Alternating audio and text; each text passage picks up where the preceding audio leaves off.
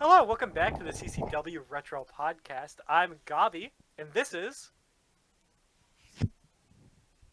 Is this your card? 7!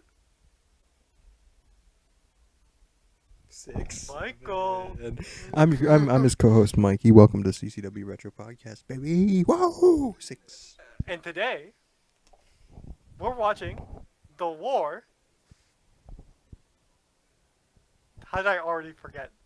We just went over this for like 5 fucking minutes. Yeah. Like, Yeah, irrational amount of time. Fuck, hold on. Actually, this is not a bit. The war. It is The War. Hold on. It's not to end it all, because it's the brawl to end it all. Oh, it's the war to, like, The war to like Ava, edit the logo. Put up the war to like in the font the show's logo is made from. The war that, started it all. The war to The war... settle. The war to settle the score. Yes, good job. There we go. The show took place on February 18th, 1985. Wow. Yeah, so It's a long time ago, guys. Yeah, Gobby. Any thoughts on? That's the year the NES came out. 85? I remember being a young whippersnapper and drinking No, you do leaded not. water. I do. Prime time to drink lead. The only time, in fact. You were drinking a lot of lead back then when you I had to. existed? The only thing I had. I believe you. But yeah, I'm excited for this show. I've heard good things. Like the brawl to end it all. This was not all televised, but we have it all nowadays Which is important. because it's fucking stupid. Oh, no, so we can see all the steamy scenes. The We never address it, but if you go back and watch these old shows, bunch of kissing. What's funny is that there actually has been in at least 2 of the 3 episodes so far. Gizmo. Gizmo froze. Oh, Continue. okay. I told Ada for the cut, don't worry. I I was did a drinking a funny little bit lead. about you freezing too. Oh yeah, you were. Oh, okay, well then, yeah, I was drinking lead, And then he froze. God, what were we talking about? Oh, then I froze. Okay, so before that, yeah, it's all I could drink, back then, but I'm excited for this show. Yeah, The name really entices me. It should be a good show. Yeah. Okay. Well, here we go. Let's get in. Usually I've noticed that there's always been some funny business with you in the opening segments of this silly little podcast. What are you up to? I know you have something on your mind. Look at you. I see it. What do you mean? I see. I don't There's have anything. something. There's nothing. No. No. Here, I'll do a funny bit, because actually I don't have anything, but here, I'll do a... Yeah! Yeah! There. You can cut it now. All right. We'll get to after we watch the show. Hi, and welcome back to the CCW Retro Podcast. I'm Gobby. I was a lizard once.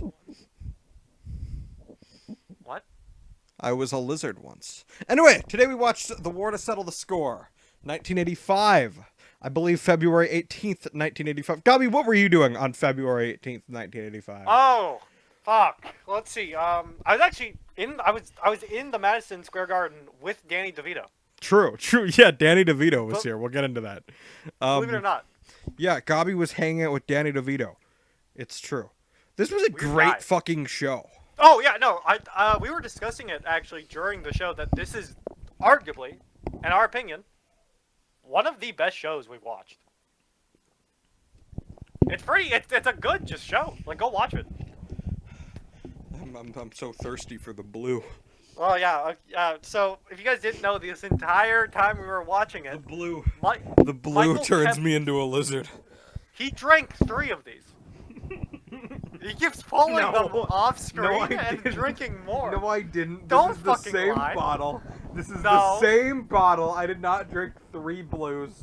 You only need 1 blue to get fucked up and tipsy. That is a fucking Powerade. No, it's a blue. Gobby, we don't belong to Powerade. We can't say that. Oh right, sorry. It's a mini pot from Fortnite. This is a Kirkland sport drink from Costco. Shut up the orange one of those. Okay, so the first match of this particular night was Moondog Spot versus Quick Draw Rick McGraw. So Spot looks fucking insane. Yeah, no. He comes in carrying a fucking bone. Have you guys ever read Bone? Oh, Bone is I gotta peak, say, dude. I actually, a lot of people don't remember the story of Bone. The story of Bone is magnificent. Are we gonna discuss the story of Bone? No, because I forget. But I remember really liking it. Okay, yeah. So just as I was about to complain about a slow start, shit starts picking up. Quick Draw hits a sick drop kick. Spot reaches for a tag when there's no. It's not a tag team match. He reaches for a tag and he's like, wait, I don't have my buddy. McGraw hits a wicked slam right before that tag attempt, by the way. So Mean Gene and Gorilla fucking hate Spot. Yeah. They clown the shit out of this dude. Mean Gene goes, Spot has a face only a mother could love. Quick Draw hits a great knee. What's that? This is a 60-year-old man. Yeah, Yeah. This isn't like a child who's ugly or whatever. It's an adult. And then Mean Gene goes, if I had that much hair, I'd at least groom it. They're just jumping this dude for no reason, violating his ass. There's a great exchange in the corner here. Great heat when Spot kicks out too. The crowd wants him fucking dead. Some quick slams from Quick Draw. Some Quick Draw slams. Oh. All throughout this match, including a particular sick one from the turnbuckle. Before the time limit runs out. I don't love a draw, but this was a good match. I still think it's arguably one of the best starter matches. Yeah, this was a great opening. Because again, like you said, we really thought it was going to start going slow, and then it instantly just started it skyrocketed. It was crazy. That was great. So what's your ranking for Moondog Spot versus Honestly, Quick Draw Rick McGraw? I like that name. Quick Draw I Rick McGraw. I extremely like Moondog just because he's a fucking he came in with a bone, like you said. Yeah. And the ref tried to take it away from him. It tried to take, and he was like, fine. He put it in the corner. He's like he a wild dug a hole. man. We're gonna see a wild man in a few matches here. We're gonna discuss a wild man. Yeah. Gobby, but do you have anything to say about any wild men? We'll get there. We'll get there. Don't worry about that. I can see it surprise. stewing within you. They have no idea what's about to happen. You poor listeners expecting us to be talking about wrestling. My friend. There is, how many? Hold on. 7 pages in this book documented to stuff I have planned for this podcast. But that match is easily a 7.5 to me. Easily. Yeah, I'd agree. So we're giving that a double 7.5? Yeah, I think that's a great spot for it, honestly. Okay, one moment. Okay, this is the wrong pen. This is the dead pen. Why do I have the dead pen again? Why did you keep the dead pen? I don't know. I thought I threw it out. Okay. Double. Sorry, people. I had a dead pen. Okay, double 7.5. Yeah, that was a good match. I quite like that one. It was a good intro. No. Are you wearing Frito-Lay merch? Yeah, we like... Hell yeah, man. It's comfy. Okay, so next up we got Jose Luis Rivera versus Johnny Rods. Rods. Johnny Rods is a terribly phallic name. I love it though. It's really cool. Some great movement from both dudes almost immediately. Mean Gene says, the one sport where tenure and experience is an advantage. Okay. Yeah, like any sport. Yeah, right? Like, I get the comment he's trying to make on old people, but I feel like experience is particularly useful in anything. It's universal. It's experience. What do you mean? Talking. I see what he's getting at, but it's a good comment, but he means age, not experience. Oh, in that case, I feel like if the older you Rod's get, the blatantly misses his big kick to the head of Rivera in the corner. Yep. By the way, Oh, yeah. he goes for a big hit. That was the cameraman's fault, though. Obviously. Actually, I have a question for you, Michael. Go Do on. you agree that all wrestling, especially like in person, it's a very different experience? I think we can all, like, you can even say that, right, Michael? Like, experience is a. Sure. When you're inside the ring, not what I meant. When you're inside the crowd watching Yes. into the ring, Very fun. what is that creature behind you? That's the little puppy. Look at the puppy. Aww. Hi, Wide. Are you a part of the podcast? Everyone introducing our guest host, Flicker. Hey, Flicker. Flicker. We love Flicker. Oh, he's so cute. But yeah, like, again, like you said, like, you're right, because he literally goes for a kick, and it blatantly misses. And then, of course, he reacts on the ground like... Yes. Yeah. But do you think the cameramen play just as an important part as the wrestlers? Oh, for sure. Yeah, because I'd fully agree. The cameraman is... Yeah, absolutely. There's a cool flying elbow that Rod hits at one point. Yep. He hurts himself more than Rivera, but that's fine. Rhodes misses another kick going towards the finish of this match, but this time they acknowledge it. He has a cool finish, though. This was a fun little match. Honestly, I still think the starter match was better. So I'm gonna give this one. Not to demean this match. Me and you really liked this match. We were fucking. We were hyped. We were locked in. Yeah. So I'm still gonna give it a 7. Okay. I still think it was good. I think I'm gonna go 6.5. That's fair. Yeah, that makes sense. Okay. So Gobby 7. So Gobby, how are you?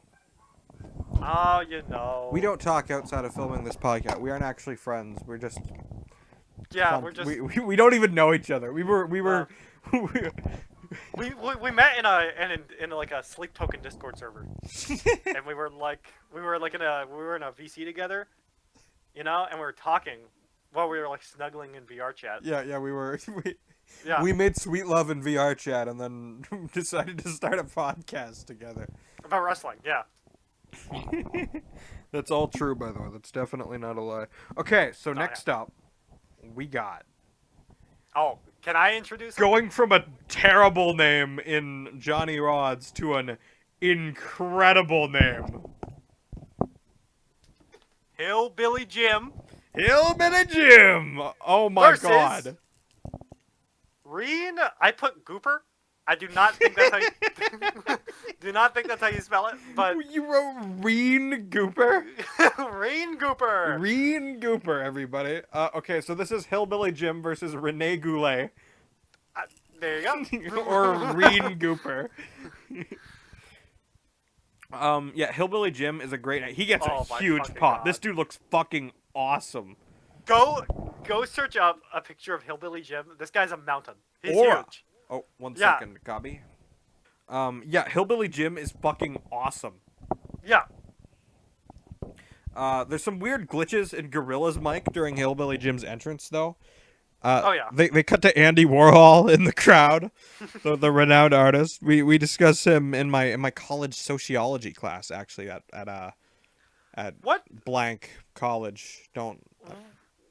What did you discuss about him? Because I don't know anything about him. A lot of stuff, just his impact on society in the 80s. But we do you want to? Are we gonna get into this? This feels like a side tangent that'd take too long. No, you're right. But Okay, yeah, fine. he's a cool dude. Danny motherfucking DeVito is in the crowd. Yep. Who, of course, obviously, I was there. based on the fact that every time we've seen Roddy Piper in this podcast, we've went, it's the Maniac in Vigoron. We're obviously big fans of Always Sunny, and of course, we're huge Batman fans as well. Oh, big ones. Penguin. Yes. Oh, I love On it, Batman dare I Returns say? so much. That movie is Yeah, awesome. it's a good movie. That movie Good, I was is about to say. That movie is That's a good fucking movie. insane, by the way. It was made by fucking what's his name? Burton. Tim Burton. Oh, it was made by. Why the fuck was I thinking of the Were you guy thinking who Wes made, like... Craven? No, I was thinking of the guy who made like Moonrise Towers and all that. Fucking I forget his name. But yeah, Tim Burton, yeah, the Corpse Bride guy. Yeah, so Danny fucking DeVito is here. My goat. That distracted me so much. We had to pause. We had to pause because Danny DeVito showed up. Hillbilly Jim makes a big deal out of not wanting to take his hat off in his entrance, which I think is really funny. I love this guy. This guy's awesome. Goulet starts the match hiding again outside the ring like a little bitch. Jim is fucking huge. Mean Gene at one point says the following thing. Oh god. It's coming. I've never met, talked to, or seen such an uninhibited individual in all my life as Hillbilly Jim. He's just a good old boy. I think this is the show with the most unhinged commentary. Oh, it was fucking crazy. They make a huge deal out of Jim's lack of experience and how he never knows what to do with Goulet when he picks him up. He's great at captivating the crowd, though. He has them in the palm of his hand. He's doing jigs. He's like cheering. Yeah, his ring work probably wasn't that great, but he was, in terms of getting aura and having the fucking crowd in the palm of his, it was. Yeah, his fighting is mediocre, but his like stage, like his literal just like working of the stage and hyping it up and hyping up the crowd, like 10 out of 10. Sick finish though with Goulet jumping into the bear hug. Oh, that was really cool, and then him just fucking chucking him down. Yeah, Mr. T shows up in the crowd and scares the fuck out of Rene Goulet. Yep. Goulet impressed me here a lot more than he did in the last show, the Brawl That Ended All, in either of the two matches he was in. See, in that show he like sucked. In this one he was just like an okay heel. Because I feel like, because he like evolved. You know, like, actually, great little segue here. Do you remember the Punch Out Wii game? Oh, great game. Great game. Let's talk about Punch Out for the Wii for a bit. Awesome. It's Remember I watched you play that? Yeah. That was awesome. That's cool. That was a vibe. So you know like how you finish Follow the main either circuit? of us on Twitch, by the way, if you want to play games with the CCW guys. Yeah, one day. go follow my 7-year-old Twitch that I stream like maybe once every month on. Yeah, if you ever just wanna, if you're ever bored, we occasionally play video games on Twitch. Very occasionally. Very occasionally, but it's a fun time. It's a fun time. Yeah, it is. I'll put both of our Twitches down in the description with the socials. But it's like when you defeat the main the circuit and you go to the alt circuit where all the bad guys like Glassjaw are leveled up. This is exactly what happened to Rene Goulet. Because last show, he was a pussy. I'll say it. He was bad. Like, anytime someone did this to him, he would like... But now, you can see him like... Yeah, he was like actually fighting. He was going for it. He was scrapping with Jim. And Jim is an intimidating individual. He still did the dirty trick, though, of like hiding a shank. Yes. Yeah, and then just... Yeah, this was a great match, though, I think. Oh, an 8. For me, an 8. Instantly. An 8? Yeah. And I'll give it a 7.5 myself. That's fair. Same as the first match. I think Hillbilly Jim is probably my like favorite wrestler right now. So next up, for what at this point is still called the WWF Ladies Championship, we have Wendy Richter, who we had previously seen win the title, versus Leilani Kai. Again, for what I expect from old school women's wrestling matches, this shit was awesome. It was really good. Yeah, last time at the Brawl End at All, Wendy Richter and her match against a controversial individual, so to speak, really blew my low expectations. So they were higher this time, and it met it. It met it. No, it did. It was a great definitely... match. Moolah is here, which is... Okay, we don't talk about Moolah. Yeah. Moolah's a whole other fucking case of worms I don't even want to get into. Yeah, Cyndi Lauper is here again, and I like Kai's ring gear. I like Kai's entrance gear. Her ring gear with the polka dots is a little lame. Her entrance gear is like amazing. I will say the entrance I'll gear was sick, but the ring gear was it was something. Really Yeah. Okay, so I forgot to mention this during the last match. 6 fucking times during this show, either Gorilla or Mean Gene, when someone gets fucking clobbered, goes, "Oh, he Pearl Harbored him," or she Pearl Harbored her. What the fuck is with the insistence on that line? That's crazy work. No, it really is, because, well, we're gonna get into another moment of the show that also just took us out. But, sure. No, like my co-host Mike just said, 6 different fucking times. Kai starts choking Richter with her necklace, which is pretty cool. A cool slam before before Richter first tries to cover. Gorilla says the Pearl Harbor line twice during this match, by the way. Richter hits a cool splash. Oh yeah, Kai puts her in the fucking walls of Jericho, like years before Jericho's around, which is awesome. And that's really cool. Yeah, the Boston Crab, if you would, but you know, Boston Crab. Yeah, that's what they, you know. Yeah, Richter does a neat submission attempt too. Well, the ref. I'm sorry, I'm still stuck on Boston Crab. You're still stuck on Boston Crab? Feels like a cryptid. The Boston Crab, ladies and gentlemen! But, no, yeah, what the fuck, that's in, don't they hit a dropkick at one point? I swear to God. Yeah, probably. Yeah. At one point, so the referee goes to check when Kai is choking Richter, and he goes, yeah. "Hey, you choking?" Yeah, obviously, dude. As if you could reply to that if you were choking. Yeah. Like, what are we talking about? I wrote down the following devious statement.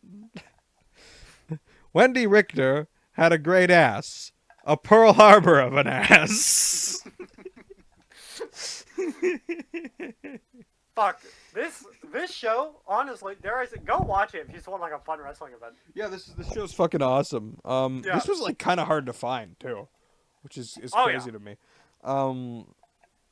Moolah starts fucking choking Cyndi Lauper, and then Leilani Kai steals the win and steals the title.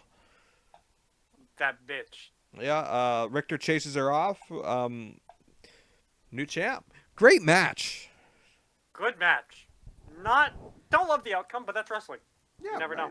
It's how it goes. I'd give this one honestly a 7. Yeah, man. Let's do a double 7. 6, 7. Oh, we have a good match coming out. Do we? I mean, yeah. Oh no, wait. Next match after this one. Yes. So, you watch any movies lately, Gobby? Okay, we'll get into the first of my little tangents. Yeah, let's take a moment here. Well, first we'll introduce the next match, and then you can get into it.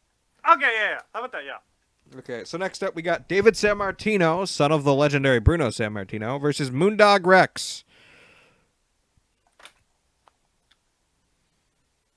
Gorilla and Mean Gene open this match being gay and horny. Oh, too gay.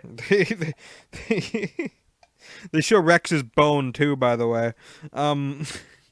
Did Rex also have a bone? Yes, yeah, they both did. Gorilla calls David Sammartino solid, thick everywhere, To which Mean Gene replied, "Yes, he's got a tremendous upper body." I'm just saying. They Yeah. were David does not have his father's aura. I will say that. He's a little God. yeah, He's kind of a little piss boy. a little piss boy. Oh yeah, at one point they show a lady staring at the bone in the crowd, and she's like, "What the fuck is going on here?" I'm more confused about, does the bone hold like a power? Yeah, sure. Do you Yeah. want it to? Well, I feel like you have to have lore behind it. Gorilla calls Rex a menace to society. He does. Yeah, this is another fun match. Despite David's lack of aura, he takes a great whip into the corner. He's still cool. At one point during this match, Mean Gene randomly goes, "Boy, I gotta tell you, this is becoming quite a social event." Yeah, there are like 10 billion people here. Yeah, at Good one job. point during this match, wait, David is literally like on the ground out of it. He's like beat the fuck up, and Mean Gene goes, "Hitting a San Martino is like hitting a brick wall." Evidently not this one. Yeah, because he was like He's like on the ground, like wheezing, and Mean Gene goes, "Hitting a San Martino is like hitting a brick wall." Like, I feel like you're gassing up the wrong dude. I get it. He's fucking Bruno San Martino's kid, but yeah, this match beat my expectations. Rex is way less cool than Spot, but he's still got some great moves. Rex is David takes a crazy dive, and afterwards, some guy in the crowd yells, "Hey, look, David! David!" I love listening to the crowd. I know they're very funny. I see what I fucking wrote here. God damn it. This was not funny enough to have taken that time. Okay, so after the dive earlier, Gorilla says, "Oh my god, he flew like 6 or 7 feet." All that build-up. All that build up for a 6'7". I could see the disappointment in your face when I said it. Just that was because really of that, funny. I was gonna give this match a 6.5. I'm giving it a 5.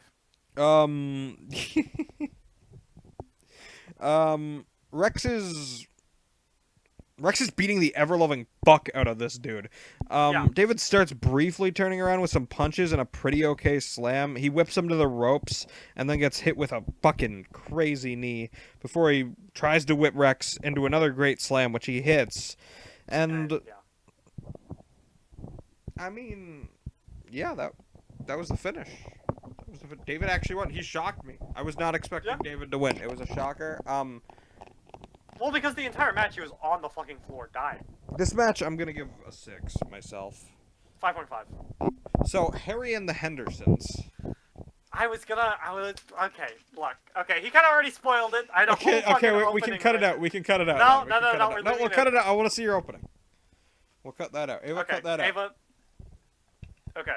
Ava, I give that a 6. What did you give that? I give that a 5.5. Okay. So, Michael, what is probably your most memorable childhood film growing up? My most memorable childhood film growing up? Yeah. There were a lot of movies I watched a lot. Oh, it was a Harry and the Hendersons? It wasn't? Oh, well, okay. Well, then you don't matter. You don't fucking matter because Harry and the Hendersons is the only correct answer. So, if you don't know what Harry and the Hendersons is, to my lovely, lovely little people in my little camera here, doink, doink, doink, doink, doink. It is a movie and a show. Michael, would you like to explain the trailer of what happened in Harry and the Hendersons? I watched the trailer. What happened in it, buddy? Did you get to see Harry? Okay, so what I seen in this trailer was deeply traumatizing. Yeah. A dude, so to speak, Harry. Chevy Chase.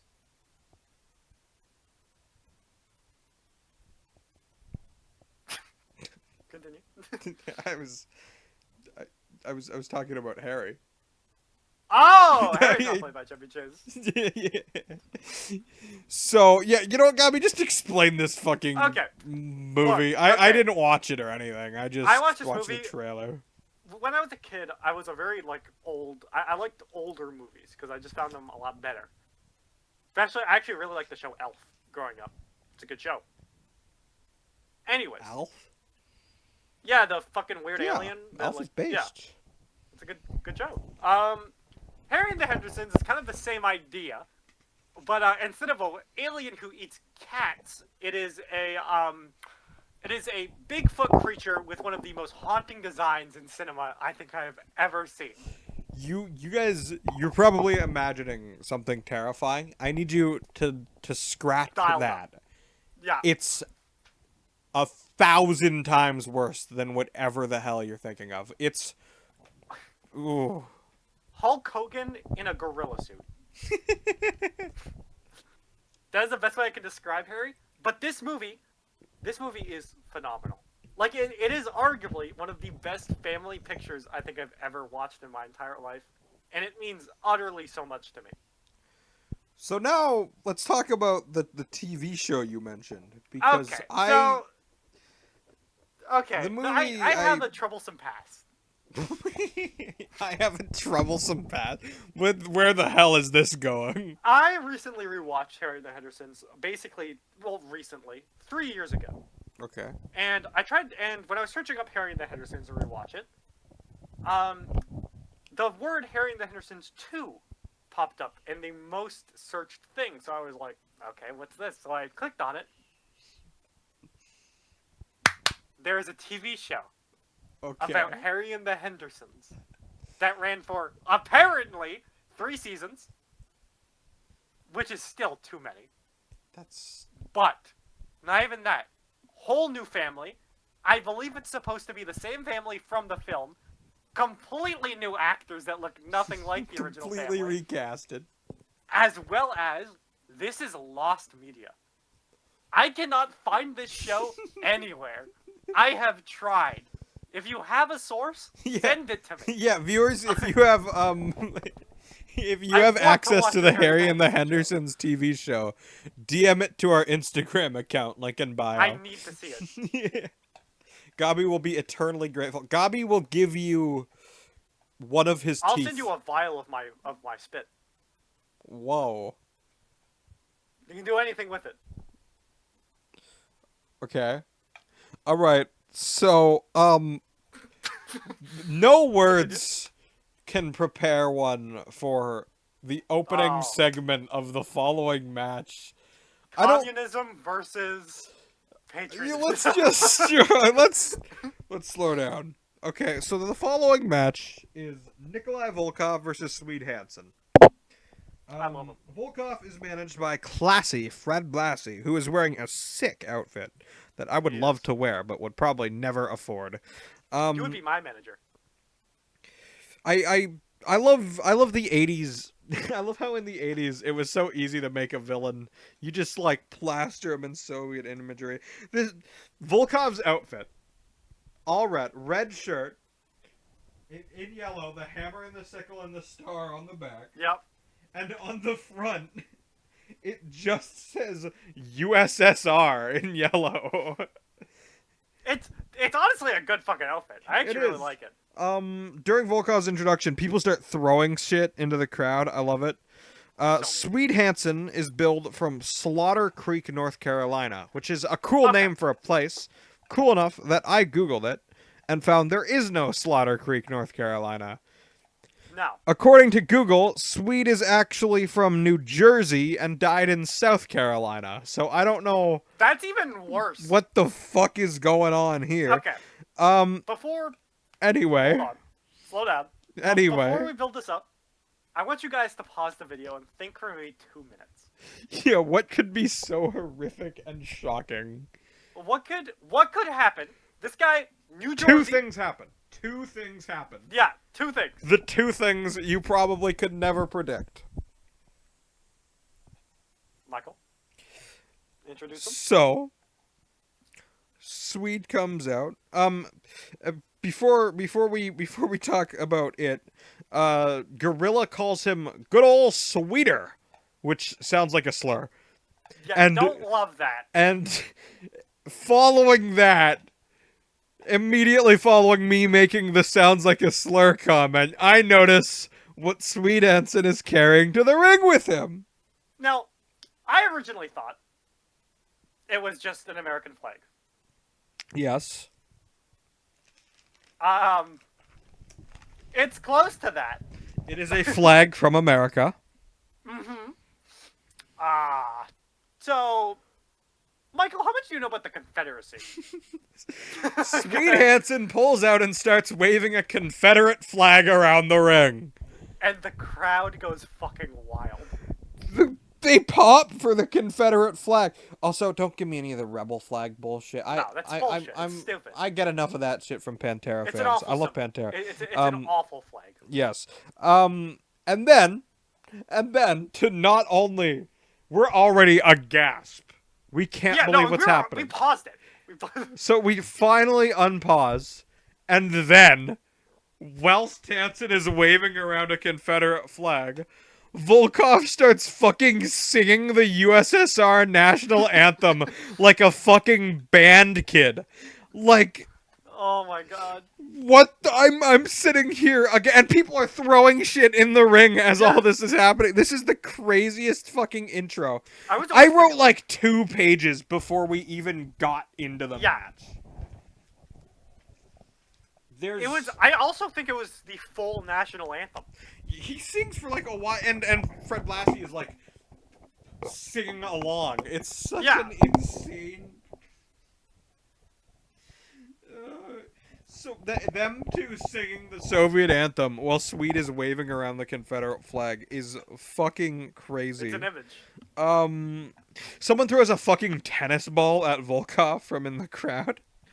That's actually that's a good question I want to say, because a lot of them were just throwing like cans and wrappers. Did you bring a tennis ball in to specifically throw? I like to imagine that's what happened. So before they finally start, the ref has to take out all the trash people have thrown out into the ring. The match finally starts with some quick tie-ups before Volkov is sent over the top rope. He quickly gets back in and starts beating Hansen into the ropes and corners, to which Hansen kicks him in the dick and headbutts him twice, then hits a great chop. They start beating the fuck out of each other. At one point, Vladimir bites him. Yeah, Volkov. Nikolai. I don't remember that. Nikolai? Vladimir? What's his name? Volkov. Volkov. Yeah, Volkov. Nikolai Volkov. Vladimir. I don't know where I got Vladimir from. Yeah, sorry. But yeah, he starts biting him. Did I just do a racism? No, it's okay. But yeah, he starts biting him, which honestly I would have expected from like the Moondogs or something, more than a Russian this dude. is like, At one point, because of the camera work, it looks like Hansen is fucking Volkov. Yes. He's got like his leg up and he's like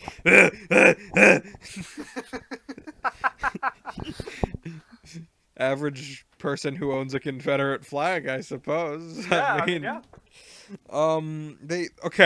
This part I couldn't fucking believe. They cut to a pretty young lady in the crowd, and Mean Gene says the following audacious statement. They show this pretty lady in the crowd. He goes, "Ooh, mercy. Well, hello." Oh my god. They have to put Mean Gene under chains. We need like a spray bottle on this fucking dude. Volkov hits a sick backdrop right before stealing the pin to win. This was a great match that got overshadowed by a fucking insane opening. Yeah. Mind you, me and you were fucking rooting for we were rooting for Volkov the entire time. Volkov. I know Volkov was clearly the heel. It was obviously the Confederate thing, but he was also just cooler. But I'd honestly give that match 7.5. I was gonna give it a 7. I think that works.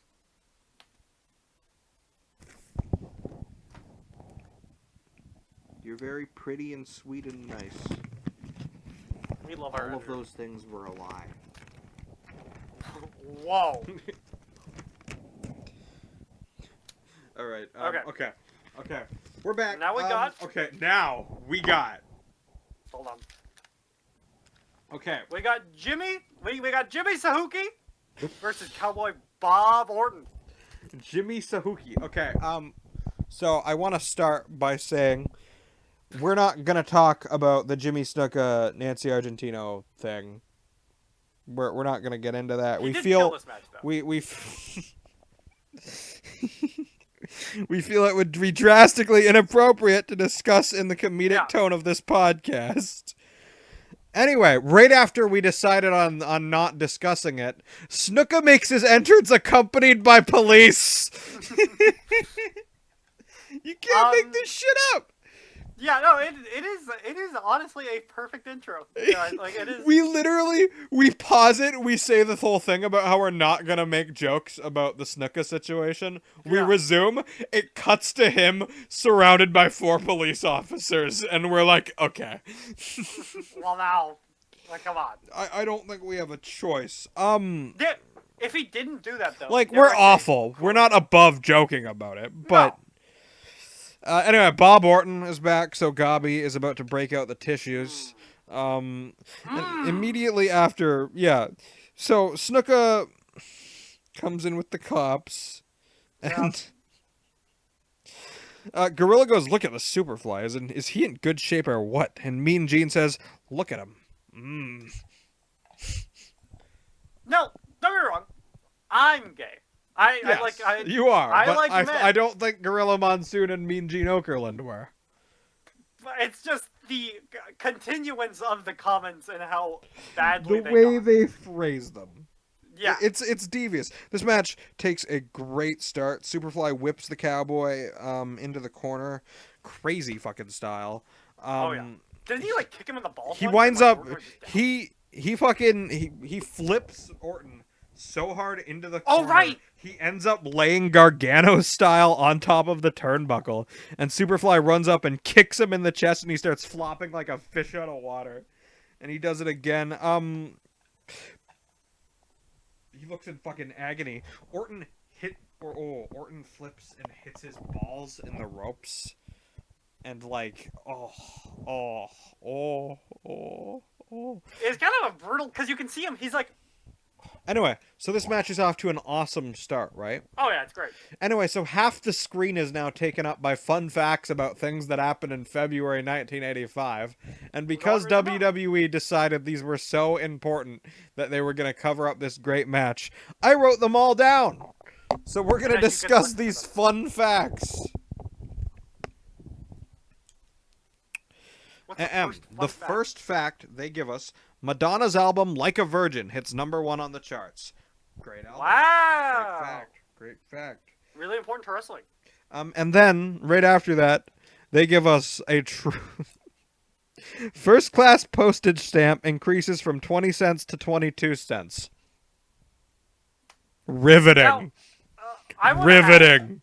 I'm sure there's like some like autist dude who's like obsessed, hyperfixated on fucking stamps, who saw that and was like, hell yeah. And we're not like being mean to you. We love you. You're chill as fuck. Yeah. I bet you're awesome, bro. But it's just a weird thing to be seen during wrestling. This is just completely irrelevant. Then it goes, Coca-Cola launches canned and bottled cherry Coke. You know, I liked cherry Coke when I drank soda. I still don't see the relevancy of this as this cool ass match is happening. I still drink cherry Coke Zero. Sorry, the soda autist too. I bet you're chill as fuck as well. You know what? I have a little hope core message for everyone out there. You have a little hope core message?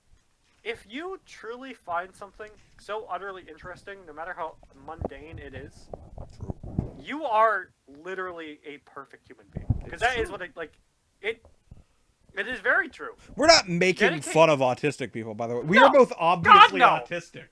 Yeah, but like look at what we're doing right now. We're watching the war to settle the score from 1985 and 2026. Yeah. Anyway, But yeah, continue. Sorry. no, what were you saying? You said but. Oh no, I'm done. I'm saying continue. Continue with the fun Okay, fact. so this next fact makes me feel like our priorities are a little out of line, because those Yeah. previous 3 facts being before this one. William Schroeder becomes first artificial heart recipient to leave hospital. Why is Why this the fuck do we need to after know that? the previous 3 things? That seems like a way bigger deal. Yeah. Then- Did he personally pay for that ad space? I like to Who think paid so. for that? Yeah, so next up, Indiana University basketball coach Bobby Knight throws chair during game versus Purdue. Cool. I don't like. What a What the- okay, relevant like- I'm so glad they decided to cover up half the fucking screen during this awesome match to tell us this stuff. Yeah, it's just the fact that it's like Why did you just reset this- like a robot? me. Yeah. Oh, You hit Maple's the- barking. My dog. I see. Okay. Hi Maple. I was wondering what she was barking at. Hi Maple.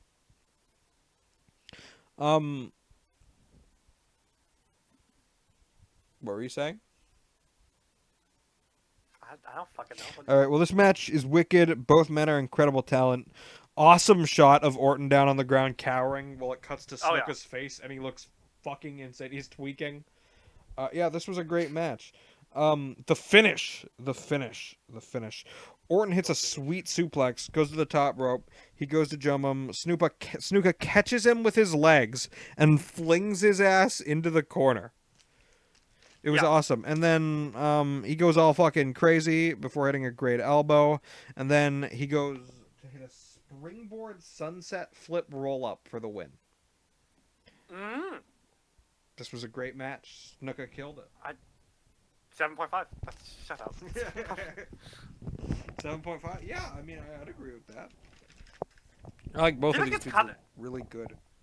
I feel like it's kind of hard to rank something for me above a 7.5 because like an 8 is like a pinnacle match for me, and then a 9 is like basically perfect, and then a 10 is like I will never see this ever again. I feel like a 7.5 is like the perfect sweet spot of it being like this is so good, but I physically cannot rate it any more than it's so good. Double 7.5. Actually, I might give it an 8. An 8? No, that's fair. I give an 8 this episode. It's only fair. Oh my god, Mapes. Okay.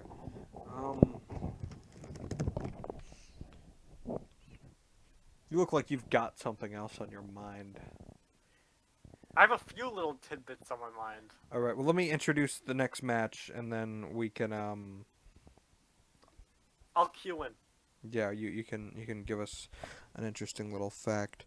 Okay, so next up we got Mr. Wonderful, Paul Orndorff versus Tony Atlas. Tony Atlas has no aura and is bald, and Yes. both Mean Gene and Gorilla clown him this whole fucking match for being bald. Constantly. in It's fact. hilarious. They also say that Mr. Wonderful's robe is worth $5,000 or $6,000. I call bullshit on that. First off. It's a nice robe. I don't know about that. They are flaming fucking the bald dude over here. It's funny. Gorilla at one point goes, "I think Tony Atlas lost a bet or something, Gene." Like, why? They're just so mean. They're so mean. They are incredibly mean. Mr. Wonderful is all pissed off at one point, and Gorilla, I can tell he thought this line was like a banger line. Gorilla goes, "Mr. Wonderful doesn't seem so wonderful to me today, Gene." Like, okay, bro. He definitely had that waiting. When he saw the match lineup, he was like, "Oh." I don't remember what they said to make me write this down, but I wrote down Mean Gene and Gorilla want to fuck both of these men. They do. Atlas scoops Orndorff up, doesn't do anything with him. He does like a Nope. cool lift and just puts him down in the corner. They keep calling Mr. Wonderful Paula on commentary to fuck with him, which I think is really funny. This motherfucker Tony starts tweaking in the corner before Wonderful just fucks off to the floor for a bit. Mr. Wonderful's so good. He's really cool. He's a great wrestler.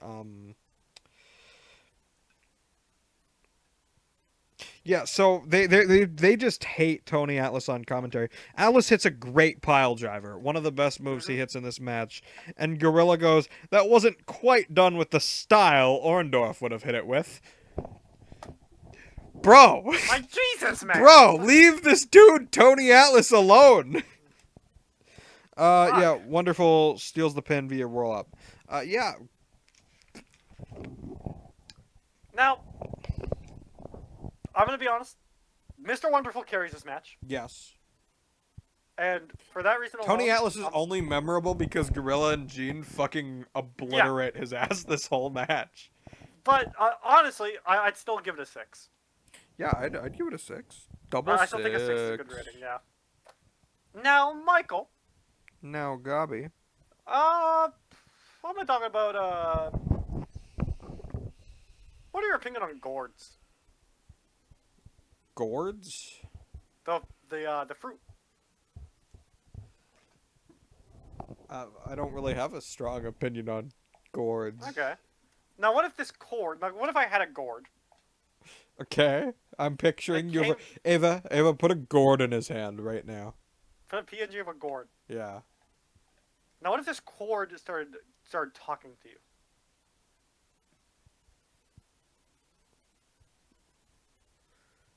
What would you do? Did you talk back? Sure. I'd be like, "Hey, Mr. Gourd, how you doing?" Would you maybe wish for something?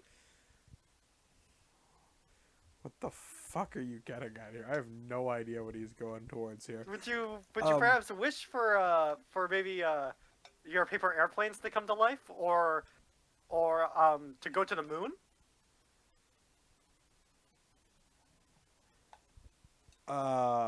Because that's exactly what happens in the movie The Magical Talking Gourd. The Magical Talking Gourd. Fuck off. I'm not even fucking joking with you. This is I'm real. googling the Magical Talking Gourd right now. Google it right now. I believe I you. will fucking wait. I will fucking wait. This was also a very important movie to me growing up. And we're gonna watch it together. And we're gonna talk about it. Okay, the Magical Talking... The Secret of the Magic Gourd? Yes. This is a Chinese-made Disney movie? Yes. It's so good.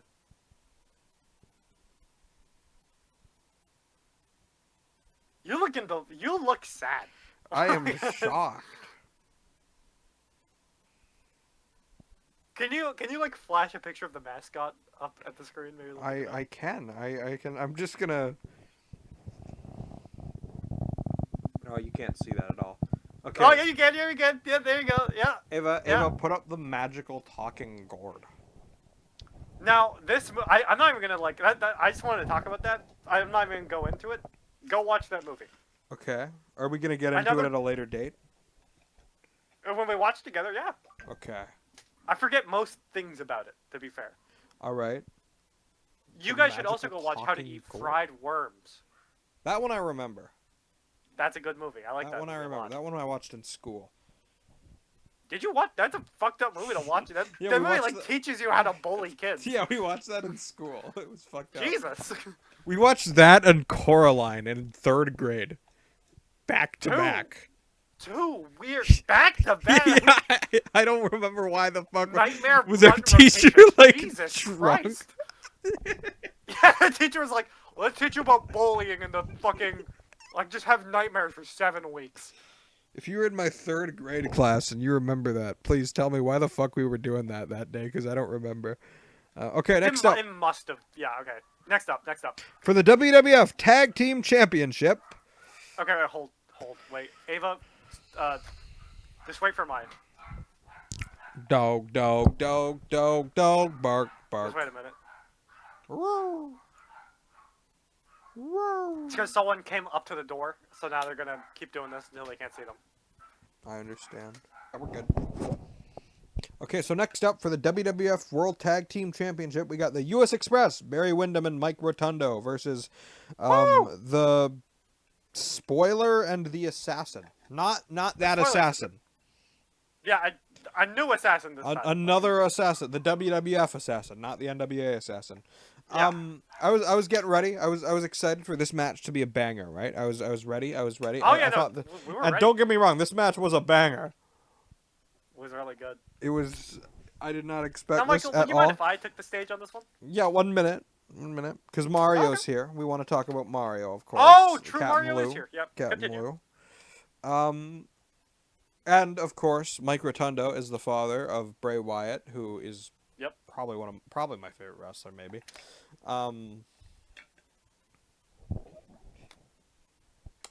So the match starts.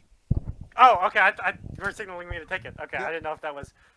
The match starts, and any tag team to go out, to stay in, and I was disbelieved because I literally looked away for a second to look at my phone, and I look back, the match is over.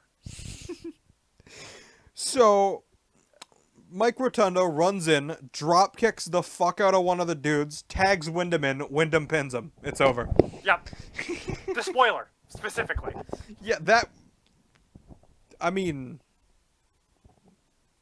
what do you say? I mean, it's good. I it was can't even awesome. complain. It was. Yeah. It was a great little. I was squash. a little disappointed that I didn't get to see the assassin in the ring, but it was a great little fair squash, enough. though. I'd still give it honestly, I'd still give it a 7, just for pure shock factor. 7. Well, a good squash match can be just as good as a match. Oh, exactly, yeah. Okay, so next up we got the Magnificent Morocco, who is managed by Mr. Fuji, versus Salvatore Bellomo. Bellomo is a cool fit. Morocco does not look how I expected. He does not.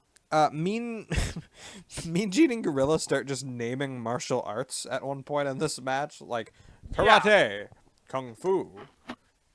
I'm like, okay, jujitsu. They're always in a pissing match. Bellomo hits a sick hip toss. Mean Gene randomly proclaims, "You know, Gorilla, I just want to say I really appreciate having you here with me for these broadcasts." Just kiss. I mean, they. That's what I was thinking too. Morocco hits a great pile driver for the finish. This was a fun and quick match.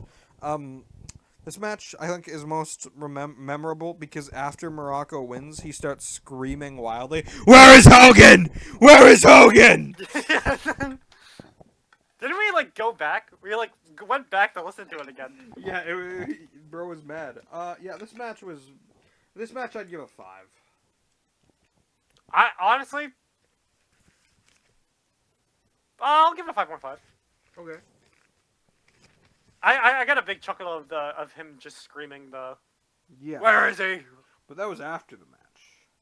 That is true. I'd still give it a 5.5. I'm nice. I'm feeling charitable today.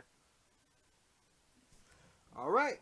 So, for the WWF World Heavyweight Championship. Oh, baby. We got first comes okay, out the Aura as the bagpipes start playing. A demaniac Roddy motherfucking Piper pulls up with a nice ass guitar. He's got Cowboy Bob Orton with him, who's in a sling. Finkel in the ring announcer looks fucking terrified. Yeah, he is of scared. Roddy and Orton with the guitar, and Roddy smashes the guitar. It's pretty gnarly. It was a nice guitar too. And then finally Hulk Hogan comes out, and now he finally has the Hulk Hogan music. He's got Real American. Oh, Hulk Hogan may have been not the best. Yeah, exactly. The character though. A hero to all. But, I mean, he's got the fucking aura, dude.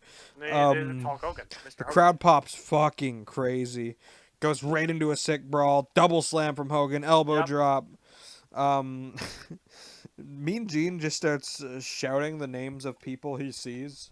He's like, David Wolf. Yeah. Cyndi Lauper. Danny DeVito. Okay. To be fair, there is a lot. You could not keep up.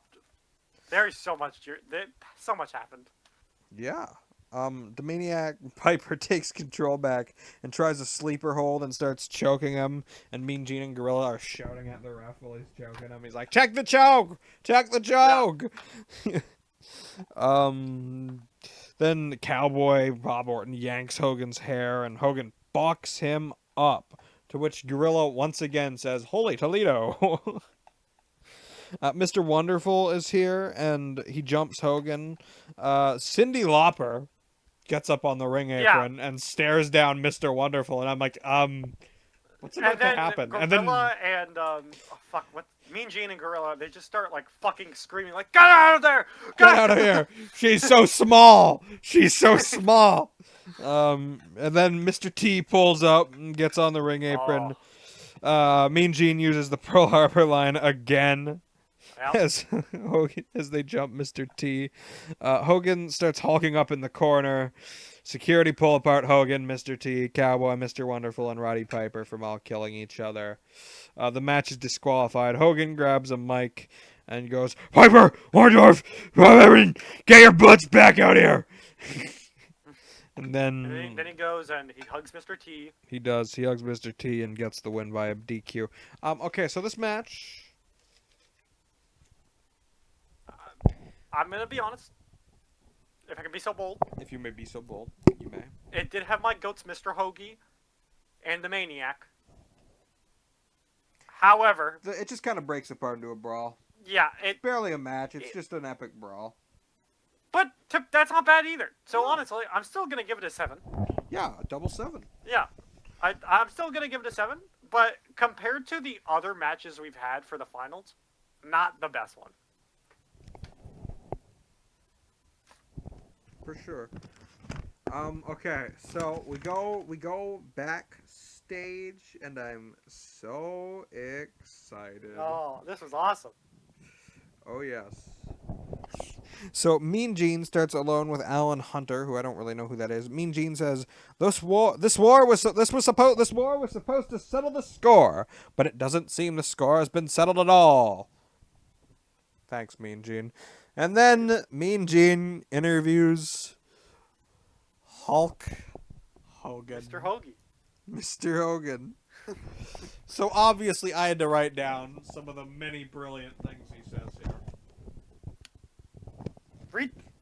Now, okay. Michael, you have a decision here. You can either read them out. Ava, cut. I can't,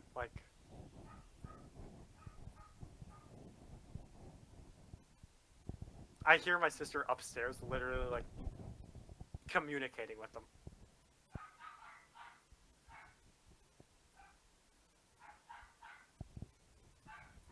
Hi, Gobby's sister.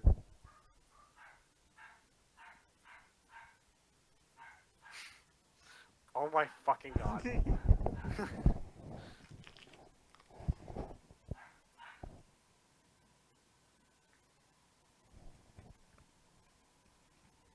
Okay. So, Michael, you have a few... Ava, 1, 2. Michael, you have a few decisions here. You can either read this out like a priest giving, a lecture, or you can read this in the voice of Hulk Hogan himself. Oh, I gotta read this in the voice it was told because it's Mr. magical. You know, Mean Gene, I'm not afraid to fight for my life, man. I don't mind giving up blood, sweat, and tears, man. This was special. This is Roddy Piper. I seen the devil in his eyes.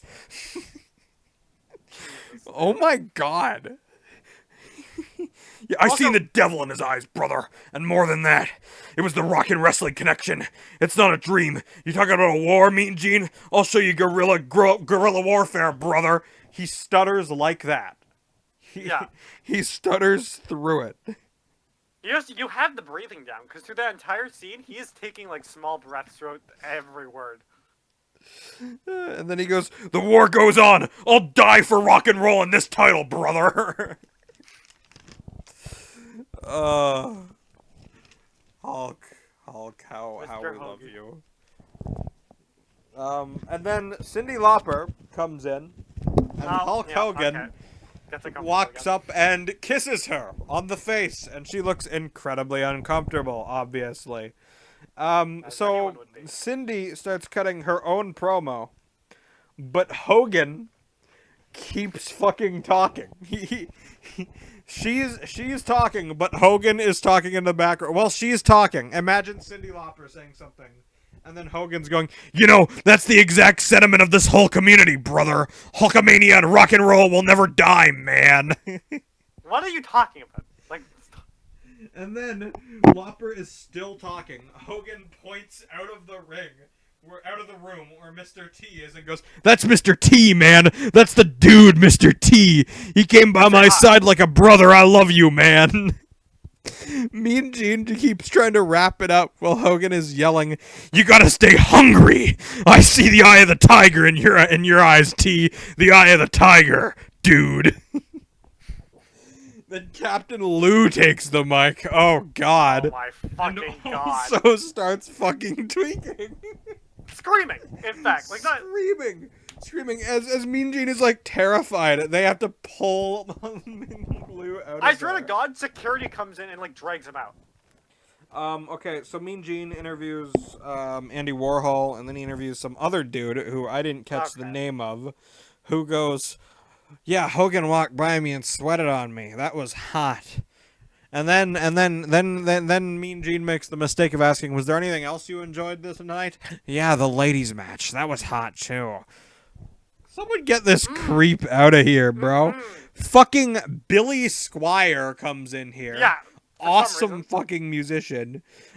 He comes in and he says, "If I see that Mr. Wonderful smash a guitar again, I'll smash one over his head." Then Mean Gene interviews Danny motherfucking DeVito, which I couldn't believe my eyes. Yeah. Roddy Piper walks in and starts tweaking at Mean Gene and the fucking Penguin. Roddy calls Mr. T the little black man. Calm down. And DeVito complains about Roddy being wet to close out this show. To be fair, Great show. he was wet. He was damp. He was damp. But no, yeah, what an amazing show. Yeah, just it was great. Dare I say, the best show we've watched to date. So what's our show ranking? Tell me the tiers again, buddy. No. First the number. Oh, right. Oh. Honestly, due to all the chaos and shit, 9. I'd agree. I don't think we're gonna get a show like this for a while. Double 9. Okay, so we are quickly going to go over all the scores we gave. Yep. So, flipping quickly through this little booklet I got here. Show off your booklet. Show off your little book. Show off my little booklet. My little booklet. Wow. I like to draw. Everyone clap at home. Don't Oh, Jesus, okay. clap for me. I don't deserve Why are you it. like a I'm cunt? such a fucking chud. What's happening? Jesus. I got possessed by Ash. Okay, so Moondog Spot versus Quick Draw Rick McGraw, we gave a double 7.5. Yes. Johnny Rods versus Jose Luis Rivera, we gave a double 7. Oh, nice. Hillbilly Jim versus Rene Goulet, you gave an 8, I gave a 7.5.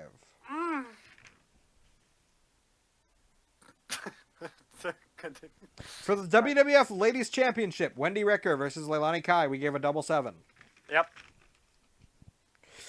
David Sammartino versus Moondog Rex, I gave a 6, you gave a 5.5. Yep. Nikolai Volkov versus Swede Hansen, you gave a 7.5, I gave a 7. I feel like this match was overshadowed by its insane intro. Yeah, no, yeah. God, I wrote a lot for that one. You did. Okay, Superfly, Jimmy Snuka versus Cowboy Bob Orton. Oh. You gave a 7.5, I gave an 8. Yeah. Mr. Wonderful versus Tony Atlas. We gave a double 6. Yes, sir. For the WWF Tag Team Championship, the U.S. Express versus the Spoiler and the Assassin, we gave a double 7. The Magnificent Morocco versus Salvatore Balomo. I gave a 5, you gave a 5.5. And then for the WWF World Heavyweight Championship, Hulk Hogan versus Rowdy Roddy Piper, we gave a double 7. Yeah! Okay, and now, drum roll please. Wrestler of the Night. Michael, what's yours? I already have mine. Deep in my head. I think I know yours. You better fucking know mine. I definitely know your. You know who I'm gonna give it to? You're gonna give it to. This may be a pick you either expect or don't. I'm gonna give it to the Cowboy, Bob Orton. I didn't expect that, but you know what? I welcome it. For both his match and his appearance in the final match. Fuck yeah. No, I really fuck with that choice, actually. And can I guess yours? Because I think I know who it is. Yeah, it's Hillbilly Jim, isn't yeah, it? Yeah. It's Hillbilly Jim. Oh, I really hope he comes back. Fuck, he's fun. Hillbilly Jim. Okay, now into the CCW tier list, which goes from peak, great, good, okay, mid, bad. That's not gonna work for me, brother. What do we have? What's above good again? Great? Great. And in great, we have Starrcade 83. Which was Ric Flair versus Harley Race as the main event. Personally, I'd put it in great above Starrcade. Okay. I don't think it's peak. I agree. Yeah, but I think it's really close. Perfect. Honestly, I think if the last match was better and it didn't devolve into that much chaos, I honestly think it would have been a peak. Yeah, it was close to our first peak. But yeah, that was a great show. I quite liked the War to Settle the Score. No, it was great, yeah. Also, what a great wrestling show. Should we start ranking it by names? Because I feel like the names just get very, like... Don't they get elaborate? Huh? The wrestling... oh my god, what are they called? Pay-per-view, right? Pay-per-view? Yeah. Don't the names eventually become more elaborate instead of just Starrcade 83, Starrcade 85? Like, War to End It All... Oh, War... I mean, they already kind of have. Starrcade 83 was a Flair for the Gold. 84 was the $1 Million Challenge. I feel like that should also come into the ranking. The name? They have good names. Yeah, because it's like, if I'm going to go see a wrestling show, I have to choose between, like, maybe two. I'm going to go with the one with the better name. Like, the War to Settle the Score? Oh! Name. That's a fucking tag catcher. I'm instantly, like, in it. But yeah, no, it was a great show. I really enjoyed it. Definitely one of the ones I more enjoyed. Yeah, that was an awesome show. I quite liked that one. Well, gang, we have been CCW, and we will catch you on the flippity flip. On the flippity floppy. On the flippity floppy. On the floppity rippity. Bye.